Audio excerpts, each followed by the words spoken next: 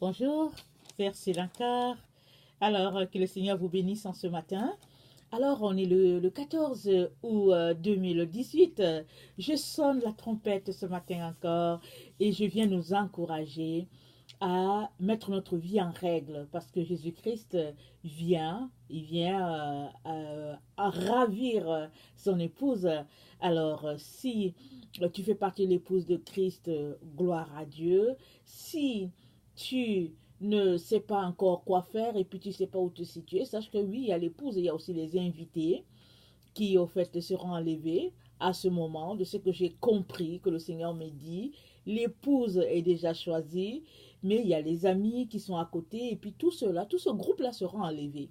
Alors ceux-là qui s'apprêtent, donc il est vraiment important que tu ne restes pas accroché à ce monde et puis à ses valeurs, parce que, anyway, le monde va périr, il sera détruit.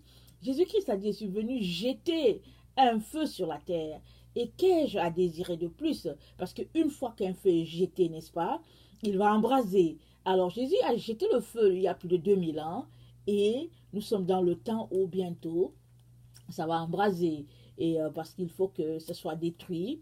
Et puis bon, le millénium sera établi sur la terre. 1000 ans de paix, de règne. Alléluia.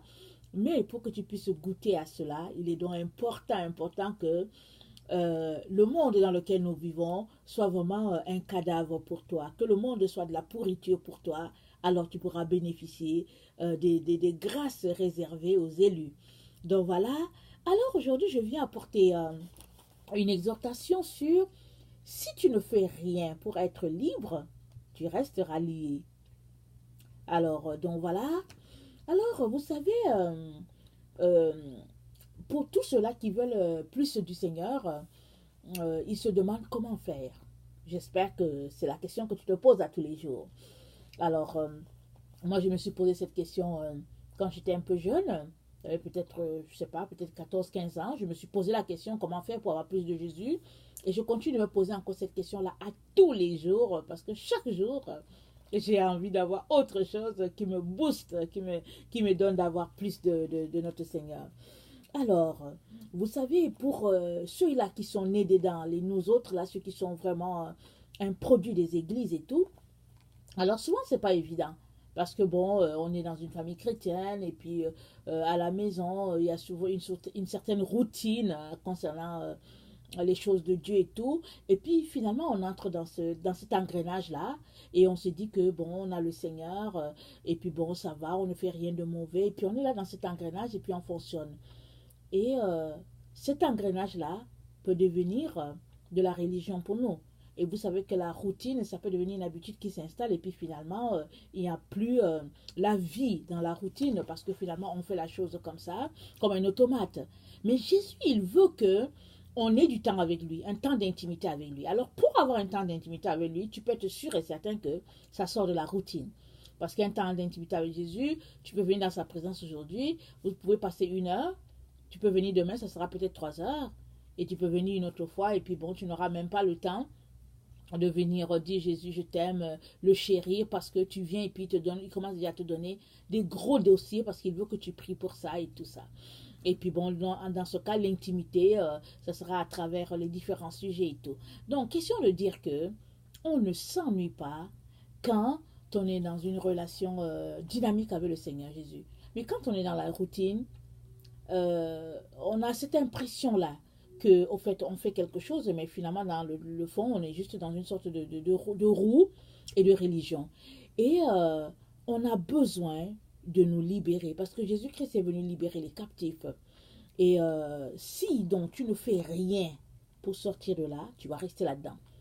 Les gens qui acceptent le Seigneur, généralement dans des familles qui ne sont pas chrétiennes et tout ça et tout, très souvent ces gens-là, ils connectent très vite à l'intimité avec le Seigneur parce qu'ils viennent de découvrir notre Seigneur Jésus. Alors ils sont émerveillés et puis ils passent cette relation-là avec lui, surtout s'ils ont découvert Jésus par eux-mêmes ou bien s'ils ont découvert Jésus par quelqu'un, un passant et tout, alors qu'il leur a remis la Bible. Alors ils sont désireux, ils sont affamés de découvrir ce Jésus-là, ils prennent le temps à lire la Bible. Mais si tu acceptes le Seigneur Jésus, par exemple par quelqu'un sur la route, ou bien par une dénomination, généralement, les dénominations, ils enseignent à aux nouveaux chrétiens, ils leur enseignent, ils leur donnent du lait. Voilà, ils leur enseignent les Écritures, ils leur disent que, bon, vous êtes de nouveaux chrétiens, voilà comment vous devez faire et tout et tout. C'est une bonne chose s'ils leur enseignent strictement sur les Écritures. Mais très souvent, les dénominations vont enseigner aux nouveaux membres, aux nouveaux convertis, pardon, ils vont leur enseigner la parole de Dieu selon leur dénomination, et ce qui fait qu'ils s'en vont encore lier ces personnes-là. Parce que on ne peut pas plaire au Seigneur Jésus-Christ si on enseigne ou bien si on vit selon les principes de nos dénominations. Parce qu'il est important que tu puisses vivre selon les enseignements de Jésus. Et les enseignements de Jésus ne sont pas biaisés par rapport à une dénomination. L'enseignement de Jésus, c'est son enseignement et puis voilà, c'est tout. Il n'y a pas une étoile ou bien un astérisque quelque part pour dire que pour telle dénomination, voilà comment on doit se comporter, et puis pour telle, voilà comment on devrait se comporter. Donc, si tu as vraiment donné ta vie à Jésus-Christ et que tu as juste marché selon les enseignements de la dénomination que tu fréquentes, il est donc important que tu sortes de cela et que tu viennes prendre ta Bible et que tu te mettes à la lire, à l'étudier. Là où c'est écrit la Sainte Bible, je te conseille de la prendre et de plonger le regard dans le livre de la vérité, et tu seras affranchi parce que Jésus-Christ nous dit que vous connaîtrez la vérité et la vérité vous affranchira. Alors, j'aimerais ça qu'on lise et puis on va un peu, je vais vous exposer comment on pourrait au fait sortir de nos liens.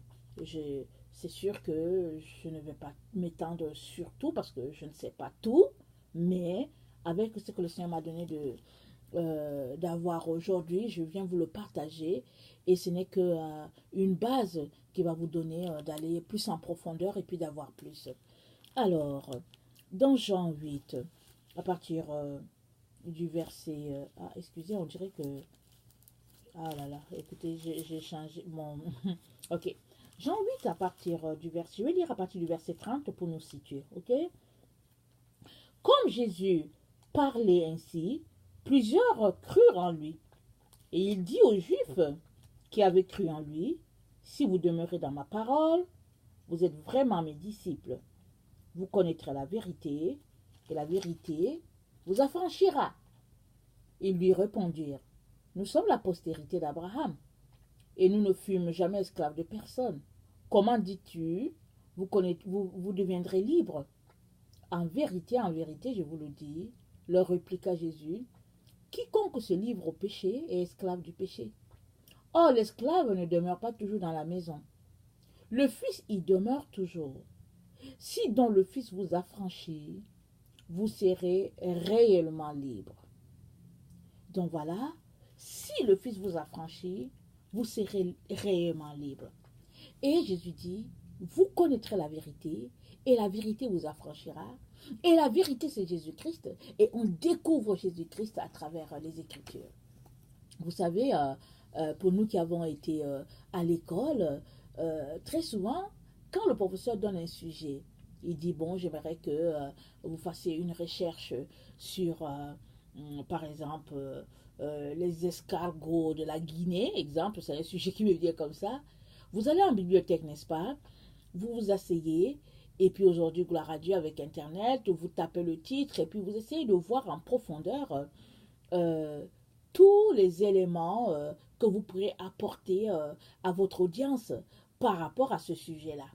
Alors, vous imprégnez de ce sujet-là, et puis souvent peut-être pendant 2 mois, souvent pendant 1 mois, si bien que la connaissance que vous avez du sujet demeure. Et ça peut demeurer pendant des années, parce que vous vous êtes vraiment versé à faire des recherches là-dedans. C'est pareil pour la parole de Dieu. Si tu veux être libre, tu connaîtras la vérité. La vérité t'affranchira. Et qui est la vérité? La vérité, c'est Jésus. Donc, si tu veux connaître Jésus, Alors tu lis les 4 évangiles dans lesquels il est question de lui. Il est aussi question de lui ailleurs. Mais pour un début, il est important que tu lises les 4 évangiles. Parce que les 4 évangiles nous relatent la vie de Jésus. Et quand tu te mets à étudier la vie d'une personne, tu découvres comment la personne fonctionne. Tu découvres qui est la personne, comment elle fonctionne, quel est son mode d'opération dans certains domaines et tout. Et tu apprends à être comme la personne. Parce que Jésus-Christ a dit, il n'y a aucun disciple qui est plus grand que le maître. Il dit, s'ils m'ont persécuté, ils vous persécuteront aussi. Alors, si Jésus-Christ est ton maître, tu vas tout faire pour être comme lui. Tu vas poser des actions qui vont vraiment ressembler à ce qu'il faisait, de telle sorte que si quelqu'un connaît Jésus-Christ, ou bien connaît la façon qu'il agit et qu'il te voit, la personne va t'appeler Petit Christ. C'est pour cela que les premiers chrétiens ont été appelés les chrétiens, c'est-à-dire les petits Christ. Mais la question, elle est celle-ci. Est-ce qu'aujourd'hui, que les gens nous appellent chrétiens, est-ce que nous sommes vraiment des chrétiens? Parce que chrétien, c'est petit Christ, des gens qui font comme Christ.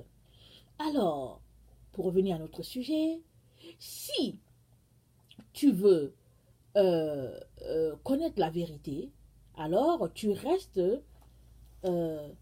tu fais des recherches sur cette vérité-là, afin de la découvrir, afin de savoir comment est-ce qu'il faut fonctionner pour que cette vérité-là nous pénètre et puis nous transforme. Et malheureusement, beaucoup d'enfants de Dieu, quand ils ont soif de connaître Jésus, ou bien qu'ils ont soif et qu'ils veulent plus de Dieu, qu'est-ce qu'ils font? Ils vont acheter des livres. Et bien, ils vont dans les bibliothèques, des livres. Ils essaient de chercher des livres chrétiens, des livres écrits par exemple, les érudits, ou bien par quelqu'un qu'on dit que celui-là, c'est un pasteur, un grand évangéliste. Alors, ils cherchent les écrits de ces gens-là, ils se mettent à lire cela. Alors, c'est une bonne chose si ces personnes marchent selon le Seigneur. Mais, si ces personnes, au fait, ne marchent pas selon le Seigneur, qu'elles sont juste, entre guillemets, des charlatans, dans le sens qu'elles sont là, elles vendent juste leurs livres pour avoir de l'argent, alors tu viens de mettre tes pieds dans un plat, dans un filet, et puis bon, finalement, tu es pris avec un autre lien. Et au lieu de t'être libéré, par exemple, d'un lien, tu es tout simplement allé ajouter 2 autres. Parce que là, tu as maintenant encore les enseignements, les idées d'une personne qui peut-être même dans le fond ne connaît pas le Seigneur. Tout cela pour dire que tu ne peux malheureusement pas être libre si tu ne fais rien. Il est important que tu fasses quelque chose pour te libérer. Ce n'est pas vrai que, une fois que tu deviens chrétien, il faut toujours que tu attendes que ce soit le pasteur qui te donne quelque chose à manger spirituellement. Oui, ce que le pasteur donne, ça vient en complément de ta relation avec le Seigneur. Mais ce n'est pas lui ta source. Ta source, c'est Jésus-Christ. Parce que le pasteur, c'est un homme comme toi. L'évangéliste, c'est un homme comme toi. Alors, si tu côtoies une église où il y a un pasteur, il y a un évangéliste qui enseigne, c'est une bonne chose parce que bon, tu te mets sous l'enseignement de l'Esprit Saint à travers quelqu'un. Mais assure-toi que tu es en train de recevoir les bons enseignements. Assure-toi que, comment on appelle ça, Dieu est présent dans cet endroit-là. Mais toujours est-il que ces enseignements de la bouche de quelqu'un ne peuvent pas te donner la liberté que tu cherches. La seule personne qui peut te la donner, c'est Jésus-Christ. C'est pourquoi, depuis toujours, je nous encourage à lire notre Bible. Parce que quand tu lis la Bible, au fait, tu es délivré. Tu es délivré de tes liens. Au fait, tu lis, alors tes yeux tombent sur un verset et tu es éclairé. Et tu sais que tu comprends le verset, tu dis, ah ok, c'est ça que ça voulait dire. Je ne savais pas que c'est ça que ça voulait dire. Alors voilà, tu viens d'envoyer la lumière à ton esprit. Et après tu lis. Et tu te rends compte que non, au fait, la Bible dit, par exemple, de ne pas mentir, mais toi tu mens. Alors, la lumière vient de s'allumer dans ton esprit. Alors, il faut régler le problème parce que tu aimes Jésus, tu ne veux pas continuer dans le mensonge. Alors, tu viens prier, demander au Seigneur de t'aider à sortir du mensonge, etc., etc. Donc, vraiment, tu as besoin de poser des actions pour ta propre délivrance. Jésus-Christ l'a fait une fois pour toutes sur la croix de Golgotha. Il l'a fait. Mais maintenant, penser que tu as besoin de vivre ta chrétienté les mains croisées parce que Jésus-Christ va faire la chose à ta place, c'est vraiment vivre dans l'illusion. Parce que la personne qui doit se délivrer, c'est toi. Et si tu appelles Jésus-Christ au secours, il va t'aider. Il va venir à ton secours. Il va te donner les éléments nécessaires pour que tu puisses sortir de cet esclavage-là. Mais il faut que tu viennes. Alors nous avons l'exemple de cette femme samaritaine là, dans Jean 4. Alors elle, quand Jésus-Christ lui a demandé tu as eu combien de maris, elle a dit que j'ai eu 5 maris. Et Jésus lui a dit tu as dit vrai. Celui qui est avec toi n'est même pas ton mari.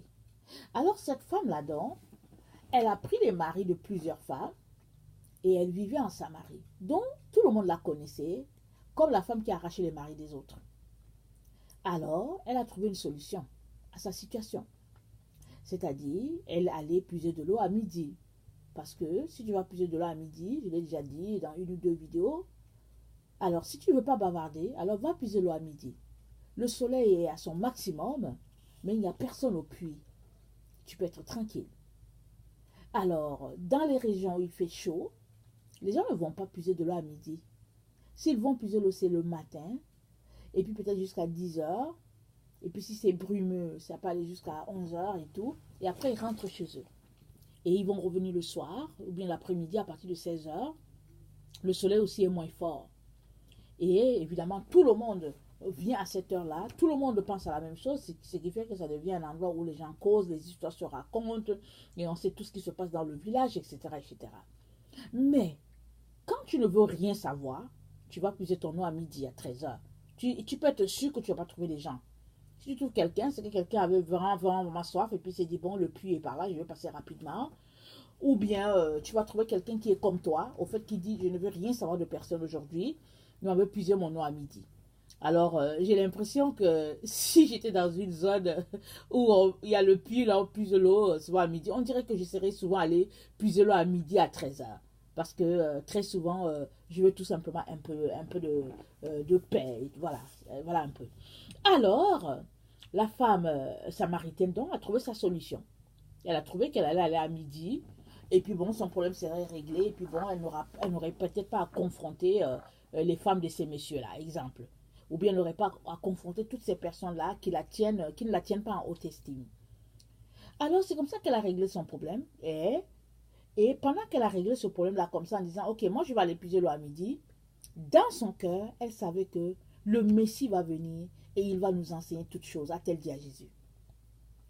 Alors, elle espérait que le Messie viendrait pour la délivrer. Et le Messie est venu. Il est venu et il lui a dit, les vrais adorateurs, ils adorent Dieu en esprit et en vérité.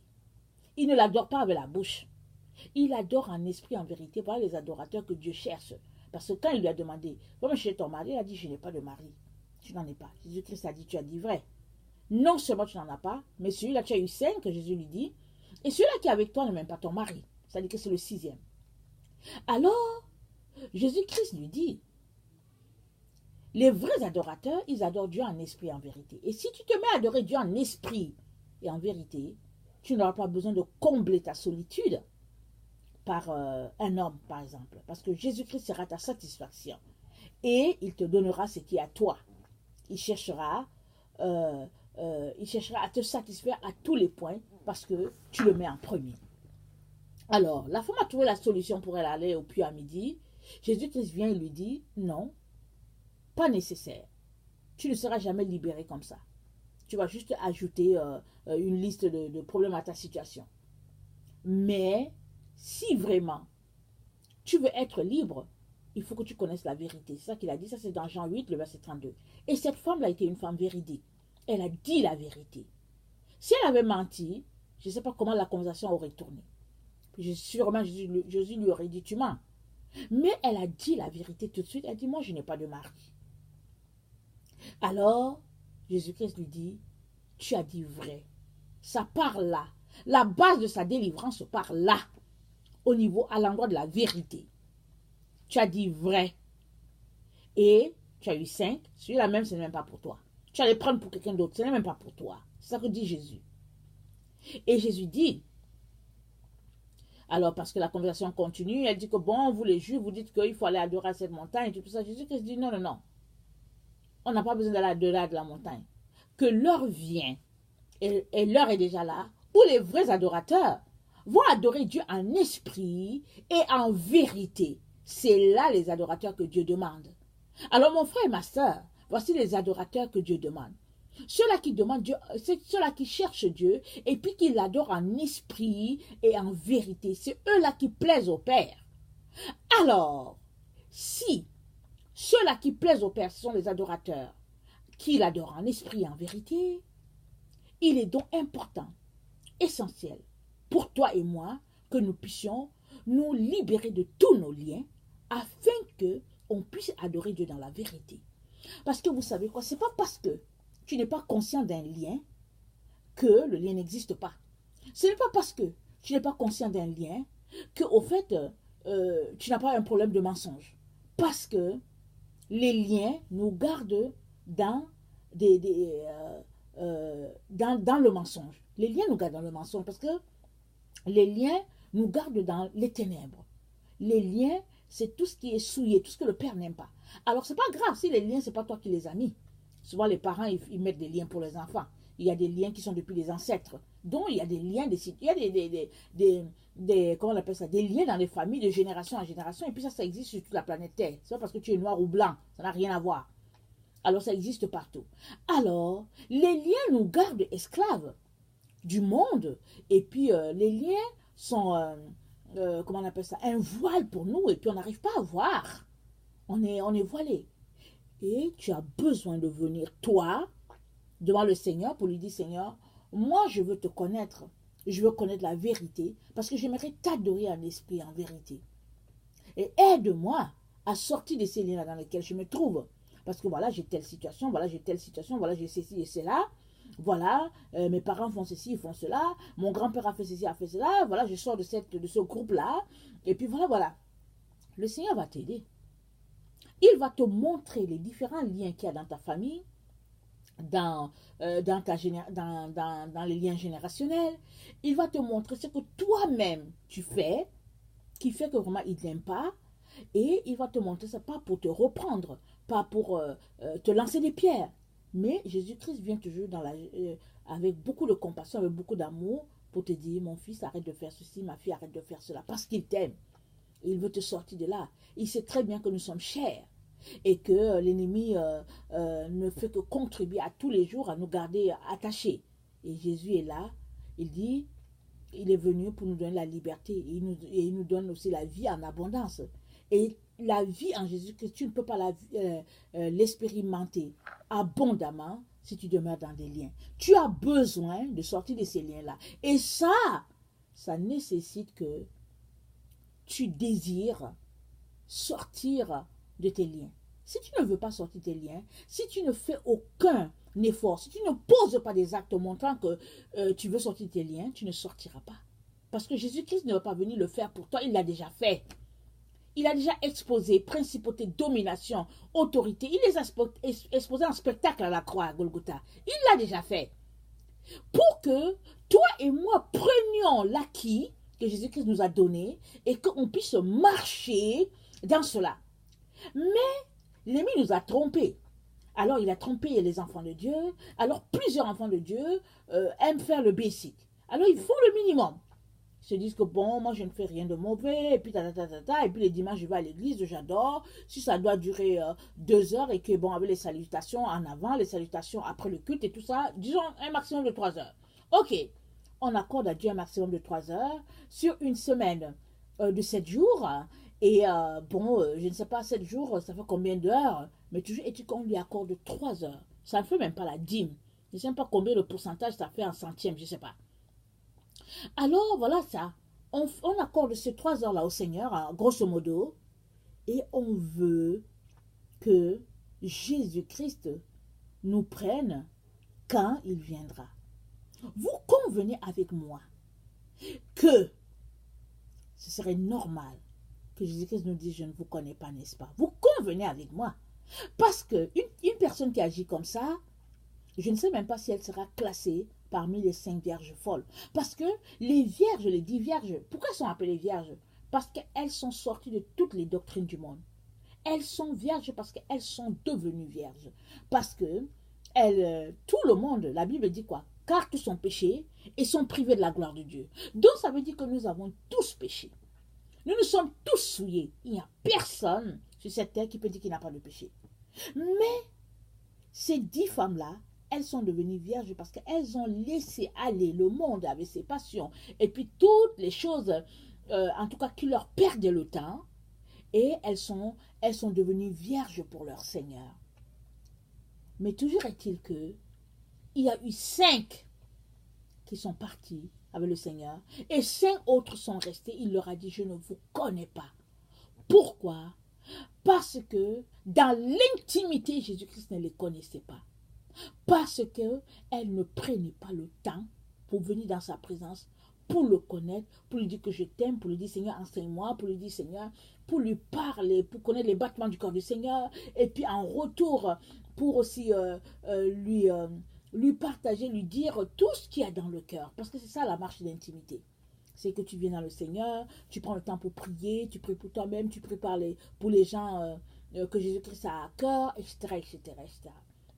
Donc, on a besoin, toi et moi, de poser des actions concrètes pour notre délivrance. Si nous ne le faisons pas, nous resterons liés. Et un jour, le Seigneur nous redemandera. On lui expliquera pourquoi on est dans cet état-là. Parce qu'on va se retrouver séparés à lui de tout jamais. Très souvent, cet état-là où on ne veut faire aucun effort relève de la paresse. Vous savez, il y a des choses qui sont subtiles. Hein? Il y a des choses qui sont subtiles. Souvent, c'est facile. Quand dans une famille, tout le monde est en train de travailler autour du comptoir de cuisine et qu'il faut préparer et puis et qu'il y a 1 ou 2 personnes qui sont là, qui sont juste assises devant la télévision, on va qualifier la personne de paresseuse. On va dire, ah, toi tu es paresseux et tout ça. Et on pense que la paresse se limite là. Mais la paresse, elle est avant tout spirituelle. Alors, la paresse fait que tu as la difficulté à te lever la nuit pour prier ton Seigneur, tu as la difficulté à te lever pour lire ta Bible, tu as la difficulté à prendre du temps pour étudier la parole, tu trouves que c'est difficile, ou bien tu vas dire que bon, moi je n'arrive pas, je ne comprends pas, et puis tu as besoin de sortir de là, de crier au Seigneur, de lui dire Seigneur, aide-moi à sortir de là. Et ça prend que tu décides de te lever de ton lit, surtout en hiver, vous savez, en hiver il fait froid, on a une couverture, et on dit, pendant qu'on veut se lever, le lit dit non, viens s'il te plaît, on est bien ensemble. Mais tu dois te lever, tu dois te forcer de te lever. Je vous dis, je ne sais pas combien de fois, je me suis levée avec vraiment beaucoup de difficultés, et pourtant, je suis quelqu'un qui depuis des années me lève dans la nuit pour prier, parce que c'est le meilleur temps pour moi. Vous savez, j'ai une grande famille, et puis c'est pas évident, mais dans la nuit, quand c'est calme, c'est paisible, j'aime vraiment ce temps-là. Alors j'ai pratiqué me lever pour venir rencontrer mon Seigneur. Mais il y a des jours où c'est difficile, où c'est lourd. Alors on ne veut pas se lever et puis on se dit oh non et tout, mais il faut se lever. Parce que si tu ne te lèves pas, tu vas sombrer. Alors, c'est donc faux, si toi tu es cet enfant de Dieu-là, qui l'aime bien, qui marche avec lui, et puis qui lui accorde 3 heures en tout dans la semaine, et bon, finalement, qui ne fait rien pour avoir plus de temps avec le Seigneur. Tu vas te retrouver laissé dans le monde pour pouvoir apprendre à vivre selon ce que le Seigneur veut, c'est-à-dire tu seras laissé à la tribulation, tu seras laissé là dans ces moments difficiles-là. Parce que souvent, pour plusieurs personnes, dans ces moments difficiles, quand ils verront qu'ils ont été laissés, c'est là que vraiment, ils vont vraiment donner tout pour connaître ce Seigneur-là en profondeur. Mais le Seigneur n'a pas besoin Le Seigneur n'a pas besoin que tu arrives là pour pouvoir le connaître. Il veut maintenant, il t'invite déjà maintenant. Il te dit que si tu ne fais rien pour sortir de tes liens, tu resteras lié. Parce que c'est à toi de poser ces actions-là. Et souvent, c'est la paresse qui t'empêche d'aller plus loin. Souvent, il y a des amis, il y a des gens qui ont toujours quelque chose à dire, ils vont te venir visiter. Il y a toujours, souvent c'est la télévision, souvent c'est Internet, souvent c'est ton cellulaire, souvent c'est des histoires qui t'énervent. Et le grand piège de plusieurs enfants de Dieu, c'est les lectures bibliques, c'est les lectures des revues chrétiennes, c'est les lectures de théologie. Alors plusieurs se retrouvent pris à ça parce que au lieu de lire par exemple la Bible, ils se disent que bon, je veux lire un commentaire et puis le commentaire est plus bon, approprié. Mais sache que la personne qui a fait le commentaire, c'est un chrétien comme toi, et puis c'est une personne comme toi, et souvent même, pardon, il se pourrait qu'elle ne soit même pas chrétienne. Souvent, elle n'est même pas sauvée. Moi, j'ai déjà, par le passé, lu des bouquins où je ne suis pas allée loin. J'ai commencé dès le début, et j'ai su que non, il n'y avait pas l'Esprit de Dieu dans ce livre-là. Il n'y en avait pas. La personne l'a écrit juste pour se faire un peu d'argent. Je l'ai su tout de suite. Alors, imagine donc que tu es quelqu'un qui aime la lecture, tu es un intellectuel, alors tu aimes lire, et puis alors tu vas venir te souiller l'esprit avec des enseignements, soi-disant théologiques, mais qui au fait, au lieu de contribuer à ta délivrance, ne contribuent que à intensifier tes liens. Or, tu as besoin d'adorer Dieu en esprit et en vérité. Alors, pour adorer Dieu en esprit et en vérité, il est important que chaque jour, tu viennes enlever tes liens.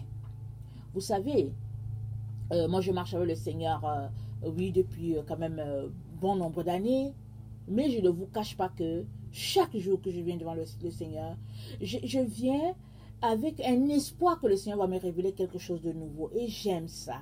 J'aime ça qu'il me révèle quelque chose, qu'il révèle quelque chose de nouveau, parce que je sens en moi que j'avance en lui.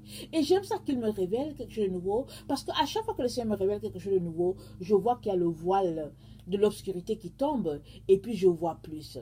Alors, vous savez, Paul, quand il a donné sa vie au Seigneur Jésus-Christ, la Bible nous dit que, au fait, quand Ananias a été envoyé pour prier pour lui, parce qu'une fois que Jésus-Christ a dit à Paul, il te sera difficile de régimber contre les aiguillons, alors que Paul partait pour tuer les chrétiens, la Bible dit que Paul est devenu aveugle. Et quand Ananias allait prier pour lui, il y avait des écailles qui sont tombées de ses yeux. Alors, c'est son aveuglement spirituel là, c'était tel que ça s'est concrétisé dans le réel. C'était les écailles qui étaient à ses yeux. Paul était tellement aveuglé qu'il tuait les enfants de Dieu.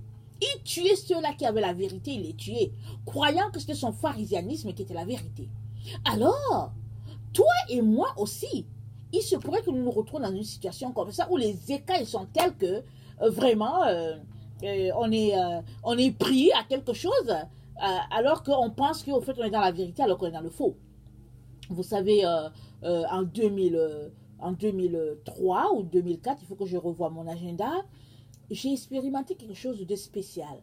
J'ai été visitée par le Seigneur Jésus et puis par Marie. Et Marie m'a dit, ma fille, enlève les écailles de tes yeux. Et je peux vous garantir que les écailles que Marie me montrait qui étaient à mes yeux, ils étaient d'une épaisseur. Je ne sais pas comment je peux qualifier ça. Parce que souvent j'y pense et j'ai la chair de poule. Et ces écailles-là, ils sont plus épais que mes ongles. Bon, mes ongles sont assez bon. En tout cas, mes ongles, peut-être que ce n'est pas le qualificatif, je ne sais pas quoi. Mais il y a des gens, vous savez, il y a des gens, tu regardes les ongles des personnes, les ongles sont tellement épais, tu regardes l'ongle, tu dis, waouh, c'est épais, c'est dur. Et puis bon. Alors les écailles qui étaient là à mes yeux, c'était comme ça. Ça n'avait rien à voir avec les écailles de poisson. C'était vraiment d'une épaisseur. Alors moi, dans cette vision du Seigneur et puis de Marie, il était question que je fasse tomber les écailles de mes yeux. Et vous savez c'était quoi les écailles? Parce que j'étais à mon 5e enfant, tout le monde autour de moi se moquait de moi, et j'étais en train de réfléchir s'il ne fallait pas aussi que je fasse comme les autres qui avaient des méthodes contraceptives. Alors je réfléchissais, quoique, alors que j'étais jeune, ma mère m'avait dit ne fais jamais ces choses-là. Là, j'ai grandi avec cet enseignement-là qu'il ne faut vraiment jamais faire ces choses-là qui sont une abomination à l'Éternel. Mon médecin, qui n'était pas chrétien, j'étais déjà allé le voir, il était obstétricien, et il m'a dit, Ursule, ne fais pas ces choses-là, laisse les autres faire, mais toi, ne fais pas ces choses-là. Même si tu as 10 enfants, ça fait quoi? Ça fait quoi, Ursule? Parce qu'il était obstétricien, et tous les jeudis, il opérait les femmes, il ligaturait les trompes et tout ça. Il m'a dit, Ursule, je ne peux pas te dire tout ce que je vois de terrible. Il dit, moi, je te conseille de ne pas faire ces choses-là. Continue de faire tes enfants tranquilles. Un païen qui me parle. Mais le Seigneur était en train de sonner à ma porte. Et quand il me dit, ma fille, ne fais pas ça, ne fais pas ça, ne fais pas ça. Vous savez quoi? Si j'avais fait ça, je ne serais pas aujourd'hui en train de vous enseigner ça. Je vous garantis que je ne serais pas là. Parce que l'ennemi voulait m'enlever ce que le Seigneur m'avait donné. Ce qu'il m'avait appelé à faire. Parce qu'avec le Seigneur, souvent, avant de te montrer le point Z qu'il a pour toi, il va te faire passer par plusieurs stations, B, C, D, et puis souvent la station F, tu es là, tu dis non, moi j'en ai marre, je suis fatigué, je ne veux plus rien savoir. Alors j'étais arrivé à ce stade-là où je disais que non, non, non, trop, c'est trop, j'en peux plus, j'en peux plus, j'en peux plus, Seigneur. Et le Seigneur est venu à moi avec Marie, mais au fait c'est Marie qui est venue à moi, et vous savez que les gens ont tellement parlé de la Vierge Marie, des catholiques et tout ça, que finalement, dans notre tête, on est tous apeurés, on s'est dit que bon, il y a des démons, il y a tout ça. Alors, le fait que Marie était là, et juste à côté d'elle, Jésus était là, ça m'a rassurée. Elle m'a dit, ma fille, fais tomber les écailles de tes yeux. Les gens veulent te voler ce à quoi le Seigneur t'a appelé. Les gens veulent te voler, fais tomber les écailles de tes yeux, fais tomber, il faut voir selon le Père. Vois comme le Père voit. Parce que ce que les hommes appellent abomination, oh, Dieu appelle ça gloire. C'est que les gens prennent pour se moquer, alors la gloire de Dieu est là. Alors ma fille, ne fais pas ce qu'ils font. Ils font de l'abomination devant l'Éternel. Toi, continue ton chemin. Alors, vous savez, après cette visitation-là du Seigneur et puis de Marie, évidemment, j'ai continué ma course. En ce temps, j'étais enceinte de mon 5e enfant. Je n'avais pas réalisé qu'il me restait encore 3 autres. Alors, pas longtemps après cette vision, le Seigneur m'a clairement dit qu'il me restait 3 autres. Et puis, je vous dis, c'était le deuil. Le deuil terrible. Parce que vous savez, hein, si vous êtes une femme qui avait porté des grossesses, vous savez que ce n'est pas facile de porter un enfant pendant 9 mois. Ce n'est pas facile. Mais quand tu les portes dans la douleur jusqu'à la table d'accouchement, parce que moi je porte mes enfants dès que je tombe enceinte, alors je commence à vomir sur la table d'hôpital. Alors, quand tu vis ces choses-là, oh, tu te dis non, moi vraiment c'est trop, je vais aller me délivrer de cette affaire-là moi-même, j'en ai marre. Mais par la grâce de Dieu, le Seigneur m'a donné de toffer, et puis finalement, quand j'ai atteint 8, ça a arrêté. Alléluia, ça a arrêté. Je bénis le Seigneur. Et puis bon, si là où je suis, il y a un autre qui vient, bon, je vais juste dire que c'est l'enfant du miracle, ça sera un Samuel. Mais Dieu m'a donné d'arriver jusque-là. Et c'est en arrivant là que les écailles sont tombées au fait. Parce que Dieu m'a dit, enlève les écailles de tes yeux. Mais il y avait un cheminement que je devais observer pour que ces écailles-là tombent. Dans le cas de Paul, Ananias a été envoyé pour que ces écailles-là tombent de ses yeux. Et les écailles sont tombées. Mais dans ton cas, s'il n'y a pas un Ananias qui a été envoyé, c'est que toi-même, tu dois travailler de manière à enlever tes écailles. Ça, tu dois le saisir très bien. Mais, si tu paresses, si tu restes là juste faire le minimum, ou bien si tu restes juste là accroché à certains enseignements farfelus, tu n'enlèveras pas les écailles de tes yeux. Et le jour là devant ton père, tu te rendras compte qu'au fait tu n'as jamais enlevé les écailles et que le fait que tu n'as pas travaillé à enlever les écailles t'ont coûté, tout ce que sera t'aura coûté. Il y a des personnes qui vont se retrouver dans la présence de Dieu qui n'auront pas atteint leur destinée. Il y a d'autres qui ne pourront pas se retrouver parce qu'au fait, il y avait des écailles sur leurs yeux, ils n'ont pas réussi à les enlever, ils ont vu comme le monde a vu, alors que le Père ne voyait pas comme ça. Alors, je reviens sur c'est que le titre nous dit, si tu ne fais rien pour être libre, tu resteras lié. Et pour être libre, il est important que tu puisses lire la parole de Dieu. Tu prends la Sainte Bible, ce qui est écrit la Sainte Bible, tu la prends et puis c'est elle que tu dois lire. C'est sûr que la Sainte Bible n'a pas toutes les paroles de Dieu parce que Jésus-Christ c'est lui la parole et Jésus-Christ ne peut pas être contenu dans 66 livres, mais c'est déjà un début. Alors, il faut les lire. Alors, il faut observer les commandements de Dieu, non pas comme ta dénomination te demande d'observer, mais d'observer les commandements de Dieu comme Dieu te demande de l'observer. Et puis ça, c'est dans la Bible. Alors, il est important que tu te dissoucies des doctrines des hommes, des fêtes par-ci, par-là, des fêtes du monde, les Halloween, les Christmas, les fêtes de Noël, les fêtes de Pâques avec des œufs et puis du chocolat, tout ça, c'est pas Dieu. Ça, c'est vraiment de l'abomination. Parce que la Pâque, ce n'est pas les œufs, ce n'est pas du chocolat. La Pâque, c'est Jésus-Christ notre Pâque. Alors, il est donc important que tu te dissocies de ces choses-là que Dieu déteste. Alors, il est aussi important que tu laisses aller les valeurs du monde et puis tout ce que Dieu déteste.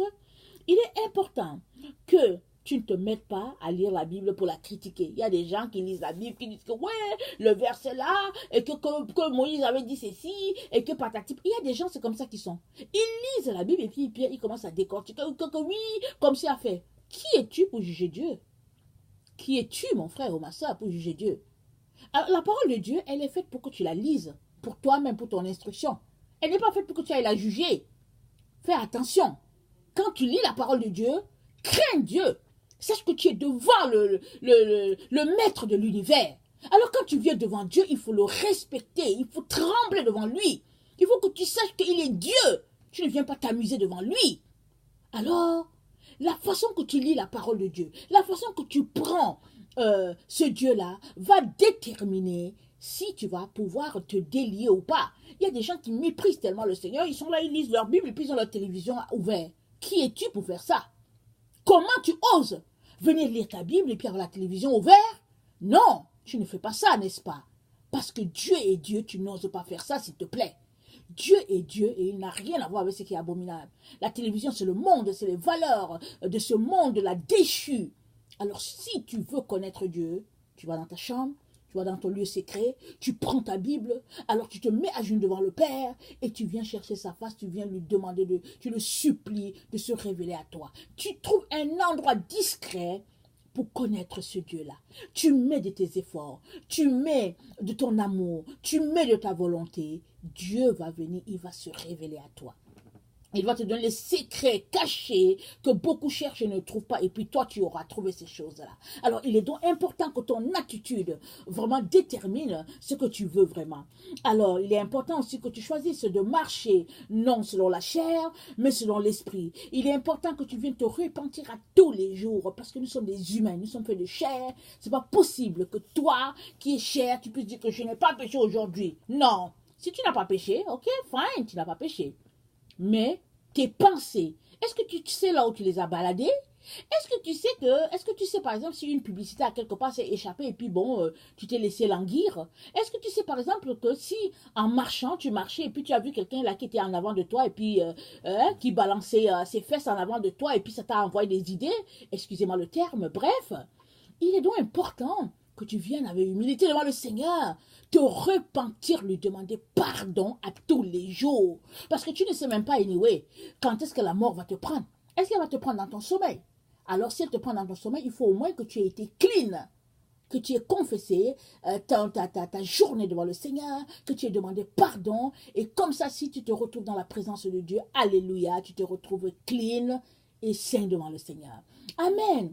Il est donc important que chaque jour, on vienne devant le Seigneur pour dire, Seigneur, fais-moi pur, rends-moi pur aujourd'hui, rends-moi saint aujourd'hui comme tu veux. Et ça, il n'y a que Dieu qui peut vraiment venir nous l'accorder. Et ça dépend de notre attitude devant lui. Il est important que nous puissions choisir de nous délier, vraiment, parce que nous sommes tous liés à quelque part, Même nos études nous ont liés. Plus tu as des diplômes universitaires, plus tu es lié à ne pas, vraiment, c'est terrible. tu es lié correctement. Alors, il est important que tu viennes devant le Seigneur pour que tu puisses détacher tes liens. Alléluia. Donc, voilà. Et j'aimerais aussi